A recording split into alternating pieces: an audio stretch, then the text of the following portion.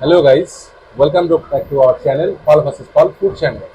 যারা আমাকে চেনেন না, আমি রঞ্জন, ও অঙ্কিতা, যে ও বলতে যে ক্যামেরা করতে ও অঙ্কিতা, আমরা দুজনেই ভিডিও করে থাকি। আজকে ভিডিওটা একটু অন্যরকম, কীরকম সেটা ভিডিওটা যখন দেখবেন আপনারা ফার্স্ট থেকে লাস্ট পর্যন্ত বুঝতে পারবেন। শুরুটা হয়েছে এরকমভাবে, আজকে আমরা যেখানে চলে এসেছি সেটা হচ্ছে দিলখুশা কেবিন, কলেজ স্ট্রিটের বহু পুরনো একটি ঐতিহ্য, যেখানে আমরা নতুন জেনারেশনরা এসছি পুরনো ঐতিহ্যের সঙ্গে নিজেকে মেলবন্ধন করার জন্য। প্রচুর কলেজের স্টুডেন্টরা এখানে কলেজ স্ট্রিটে জানেন আপনারা প্রত্যেকেই যে প্রচুর কলেজ রয়েছে, ইউনিভার্সিটি রয়েছে। প্রচুর কলেজ থেকে নানান স্টুডেন্টরা, ছেলেমেয়েরা বিভিন্ন জায়গা থেকে আসেন, তারা এখানে এসে দিলখুশার খাবার টেস্ট করেন। হেরিটেজের তকমা পেয়েছে এটি, প্রায় 125 বছর পুরনো, যেটা উনি বললেন।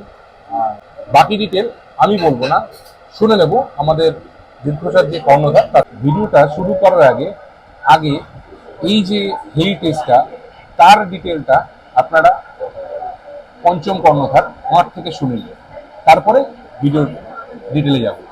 আজকে আমরা চলে এসেছি দিলখুশাতে। দিলখুশার হিস্ট্রিটা, দিলখুশার যে কর্ণধার তার মুখ থেকে আমরা শুনিনি, কারণ আমি বলতে গেলে সেটা পুরো হিস্ট্রি বলতে পারবো না, সেটা উনি ভালো বলতে পারবেন। তাই জন্য ওনার কাছ থেকে শুনে নিন পুরো হিস্ট্রিটা। বলুন কাকু। আমি শ্রী উৎপল কুমার বসু, দিলখুশার কর্ণধার। এই দিলখুশা 1900-তে প্রতিষ্ঠা হয়েছে, আজ পর্যন্ত 125 বছর পদার্পণ করলো। এই দিলখুশা শুধু কলেজ স্ট্রিট বললেই হবে না, কলেজ স্ট্রিটে একটা মাধুর্য আছে। এই কলেজ স্ট্রিট এমন একটা প্রাণকেন্দ্র যেখান থেকে বিপ্লব তৈরি হয়েছে। ঐতিহাসিক লেখক সবাই এখান থেকে এসেছেন, ডাক্তার, ইঞ্জিনিয়ার সবাই এখান থেকে পাস করে প্রেসিডেন্সি ইউনিভার্সিটিতে পাস করেছে। শুধু দিলখুশাকে নাম করলেই হবে না, কলেজ স্ট্রিটের মাধুর্যকে বজায় রাখতে হবে। জীবনের প্রতি পাতায় পাতায় কলেজ স্ট্রিট নাম আছে। এখনকার ছেলেমেয়েরা হয়তো কলেজ স্ট্রিটের মাধুর্য জানে না। আগেকার লোকেরা এইখান থেকেই সব কিছু হয়েছে। আমাদের এখানে এসেছিলেন কাজী নজরুল ইসলাম, এখান থেকে বই লিখেছেন প্রথম।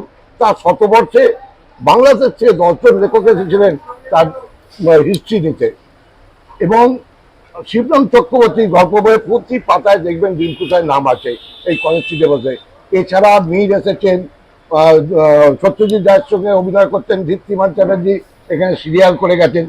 সুতরাং এই দিলখুশাকে শুধু পুরনো হিসাবে দেখলেই হবে না, সেই কলেজ স্ট্রিটের যে মাধুর্য, সেই মাধুর্যটাকে কিন্তু বজায় রাখতে হবে। এই যে কলেজ স্ট্রিটে দিলখুশার যে চেয়ার টেবিল দেখছেন, 125 বছরের চেয়ার, যার মূল্য ছিল 70 পয়সা চেয়ারের, এখনো পর্যন্ত তার কোনো পরিবর্তন হয়নি, না পালিশ না রিপেয়ার, ট্র্যাডিশনটা একই রকম হয়ে গেছে। ট্র্যাডিশন হয়ে গেছে। এবং এই যে মিররটা দেখছেন বাঁদিকে, বর্তমান মূল্য 1.5 লাখ টাকা, ভাইরাল 100 বছর আগে যখন কেনা হয়েছিল তার মূল্য ছিল 80 টাকা। সুতরাং এই যে দিলখুশার যে একটা মাধুর্য বা প্রাণকেন্দ্র, এই যে কবিরাজি কাটলেট, দিলখুশা বিখ্যাত কবিরাজি বলতে কোনো কবিরাজি ওষুধ নয়।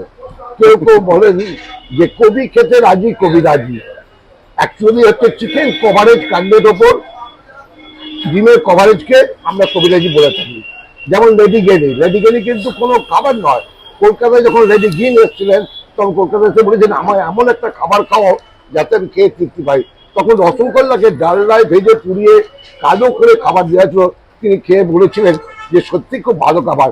সেইখান থেকে নাম হলো লেডি গেনি। এখন কেউ গোলাপজাম বলে, কেউ পান্তুয়া বলে, যুগের পরিবর্তন হয়ে গেছে। তা সুতরাং পুরোনোকে ধরেই চলতে চাই, নতুনের আমরা চাই না। তার নতুনে অনেক কিছুর পরিবর্তন আছে, সেই পরিবর্তন আমরা করতে চাই না। এই দিলখুশার যে 125 বছর স্মৃতি, সেই স্মৃতি রেখে আমরা চলতে চাই। স্মৃতি কোনোদিন পয়সা দিয়ে কেনা যায় না বা বিক্রি করা যায় না। সুতরাং আরো বলবো যে আমরা হেরিটেজে পরিণত হয়েছি এবং আমি হলাম 5th জেনারেশন। আমি নিয়ে নিয়েছিলাম দিলখুশা কেবিনের ফিশ কবিরাজি, যেটা এই দিলখুশা কেবিনে ফেমাস। এই ফিশ কবিরাজি নিয়ে একটা মানে কথা রয়েছে, যেটা উনি বলেছেন, যেটা কর্ণধার বলেছেন, সেটা আপনারা শুনতে পাবেন। উনি যে কবির কথা বলেছেন, এই কবি হচ্ছেন আমাদের বিশ্ববরেণ্য কবি রবীন্দ্রনাথ ঠাকুর। উনি কবিরাজি খেতে ভালোবাসতেন। সেখান থেকেই কবিরাজি কথাটা এসছে, কবি খেতে রাজি, তাই জন্য কবি রাজি। চলুন, ফিশ কবিরাজি নিয়েছিলাম, তার প্রাইস ট্যাগ ডিটেলটা আপনাদের সঙ্গে শেয়ার করে দেওয়া হবে স্ক্রিনে। দেখুন, সার্ভ করা হয়েছে পেঁয়াজ, শসা, কাসুন্দি আর বড় একটা সাইজের ফিশ কবিরাজি। দেখি ফিশ কবিরাজিটার ভিতরটা কি, উপরটা তো দেখতে পেলাম। দর্শক বন্ধুদেরকে উদ্দেশ্যে বলবো, ফ্যানের আওয়াজ এবং এত নয়েজ, তার মধ্যে হয়তো আমার ভয়েসটা একটু কম পাবেন, একটু মানিয়ে গুছিয়ে নেবেন। কাটলাম ফিশ কবিরাজিটা, এত বড় একটা ফিশ কবিরাজি কাটার পরে দেখি ভিতরের অংশটা কেমন। খুব সুন্দর একটা স্মেল বেরোচ্ছে।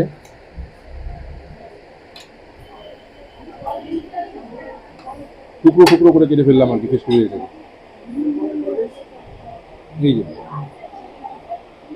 নিচে একটা কবিরাজি মানে ফিশের উপরে একটা হালকা কোটিং লেয়ার দেওয়া রয়েছে, তার উপরে ডিমের একটা প্রলেপ দিয়ে ঝুড়ি ঝুড়ি মতো করা হয়েছে। এখানে এই কবিরাজিটা ঝুড়ি ঝুড়ি বলা যাবে না, এটা না উপরে একটা লেয়ার মতো করা, ঝুড়ি বলা যাবে না। লেয়ারটা খুব বেশি মোটাও বলবো না, খুব বেশি পাতলাও বলবো না, বাট প্রেজেন্টেবল। আমার সামনে যেটা পড়েছে সেটা বেশ প্রেজেন্টেবল। আরেকটু দেখাই, এই দেখুন, এই হচ্ছে ফিশ কবিরাজির ভিতরে সাইজ।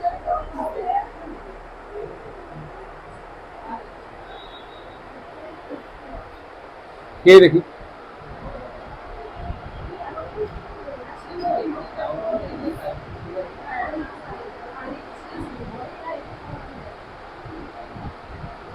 কফি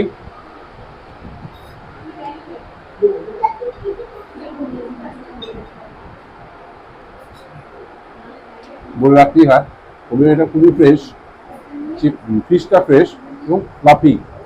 মানে অনেক সময় হয় না স্পঞ্জি তেলের ইয়ে ব্যাপার, সেই ব্যাপারটা নয়। দেখুন, তেল থাকবে না, কারণ তেল থাকবে, বাট পরিমাণটা খুবই কম। পুরোনো দিনের অভিজ্ঞতাটা একটু খারাপ ছিল, সেইটা ব্যাড লাক ছিল। আজকের অভিজ্ঞতাটা মনটাকে ভরিয়ে দিল। যেটা আমাদের ট্যাগ লাইন, যেটা আমরা ফলো করে থাকি, গুড ফুড গুড মুড, এইটা পুরো মনটাকে ভরিয়ে দিল। পুরোনো ঐতিহ্যের সঙ্গে নিজেদের নতুন জেনারেশনকে একটা ম্যাচ করানো, মানে মেলবন্ধন ঘটানো, এটা এটার মধ্যে পাওয়া যায়। Too good. আসুন, ঝালটা হিট করছে, খুব ভালো করে। পরবর্তী আইটেম নিয়েছিলাম মাটন ব্রেস্ট কাটলেট। ঠিক শুনেছেন, mutton breast cutlet. Mutton breast cutlet, যেটা মাটনটা বড় সাইজের কিমা মাটন ব্রেস্ট কাটলেটের মধ্যে পাবে। চিকেন ব্রেস্ট কাটলেট হয়, আমরা খেয়ে থাকি, কিন্তু মাটন ব্রেস্ট কাটলেট নিয়েছিলাম। চলুন, সেম সার্ভিং এর স্ট্র্যাটেজি, মানে সার্ভ করেছেন ঠিক একই রকম ভাবে, পেঁয়াজ, শসা, কাসুন্দি। কাটলেটের সঙ্গে কাসুন্দিটাই যায়, তাই জন্যই কাসুন্দি, এর সঙ্গে সস যায় না। পেল্লায়, এটাও সেই পেল্লায় বড় পেট্রাম দেওয়া। জানি না শুনতে পাচ্ছেন কিনা, আমি এর কাছে হাত দিয়েই ভাঙবো, চাকু দিয়ে না। বিদেশি স্টাইল নয়, দেশি স্টাইল।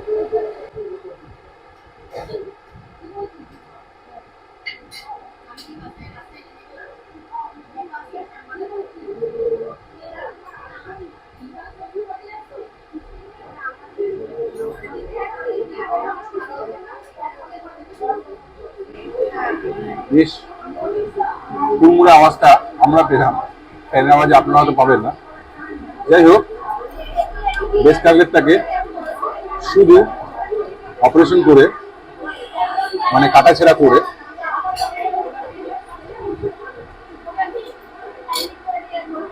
শুধু খাই ফার্স্টে।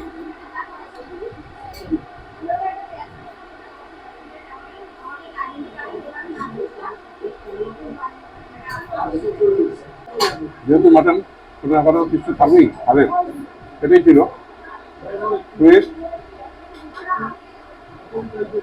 গরম,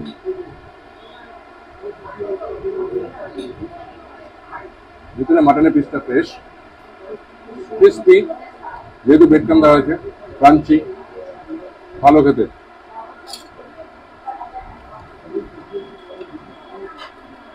আরেকটু পুরো কোটে, মানে আবার একটু অপারেশন করে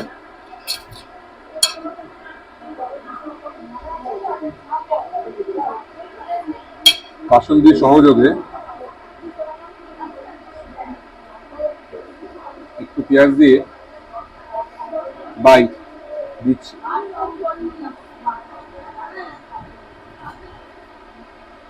ভালো খেতে, অবশ্যই ট্রাই করবো।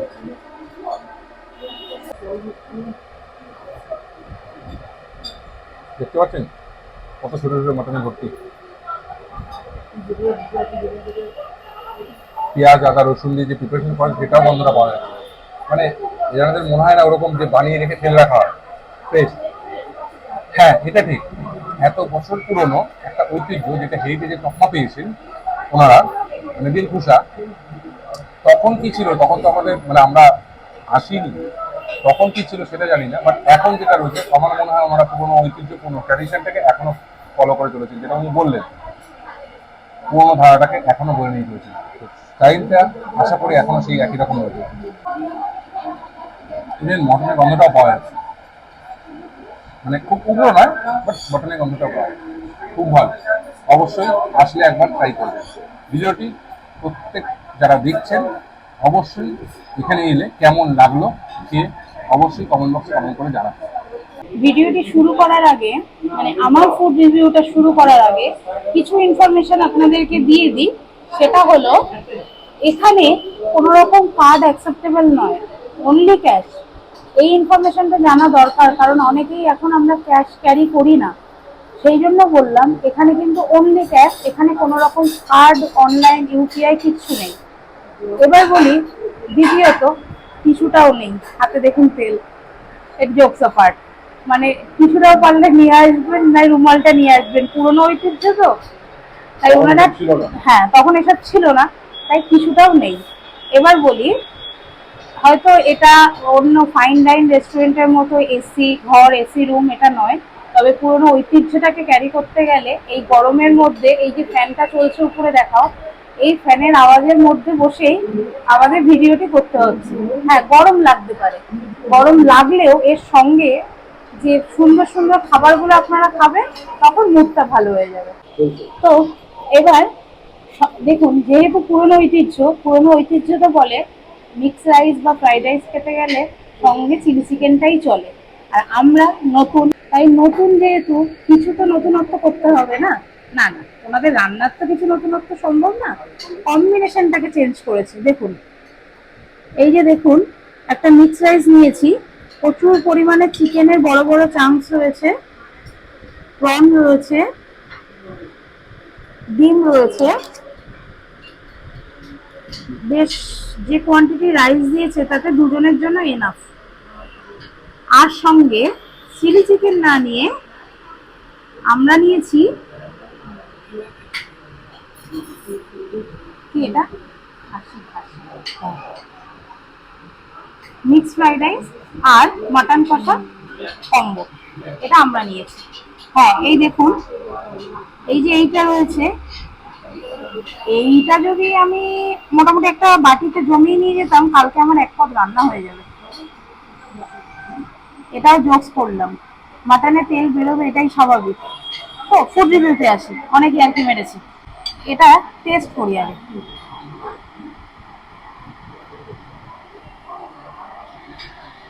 দেখুন,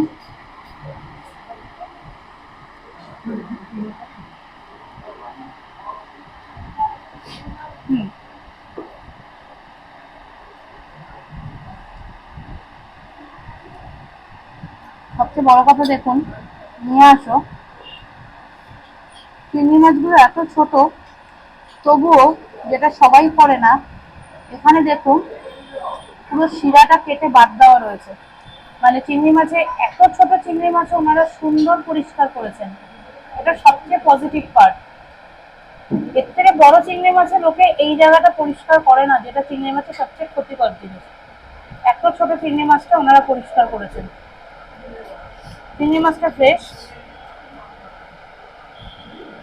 চিকেনটাও ফ্রেশ, এখানে বড় বড় চামচ দিয়েছেন ওনারা। এছাড়াও গ্রিন অনিয়ন, গাজর, বিনস এগুলো তো রয়েছে।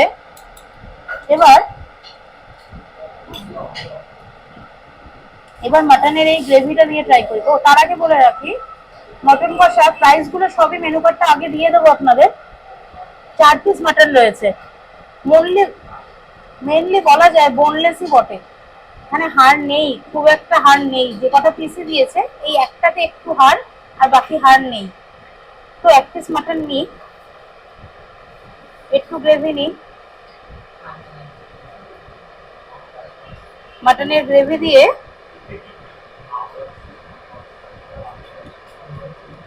শুধু একবার খেয়ে দেখি আগে। পালভার্সেস পাল ফুড চ্যানেলের বাইট।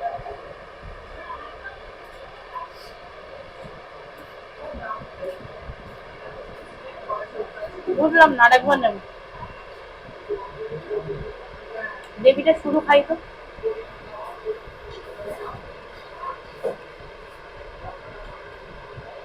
গ্রেভিটার মধ্যে মাটনের স্মেলটা খুব একটা আসছে না, মানে মাটনের যে একটা সুন্দর স্মেল হয় সেটা আসছে না। তবে হাত দিয়ে মাংসটা দেখাই আপনাদের, মাংসটা খুবই সফট, নো ডাউট মাংসটা খুবই সফট। দেখুন খুবই সফট, হাত চামচ সব মিলিয়ে খাচ্ছি, পুরোনো নতুন সব ঐতিহ্য বজায় রাখছি। মাটন দিয়ে, রাইস দিয়ে,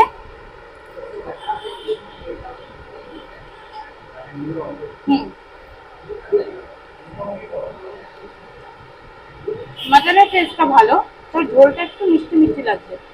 ঝোলটার মধ্যে মাটনের সেই মানে নিজস্ব যে গন্ধটা সেটা আসছে না, একটা রিচ ফ্লেভার আসছে। তবে মাটনের স্মেলটা মাংসটার মধ্যে থেকে আসছে, ভালো লাগলো খেতে, খারাপ নয়। গ্রেভিটাকে বাদ দিলে মাটনটা ভালো, রাইসটা ভালো।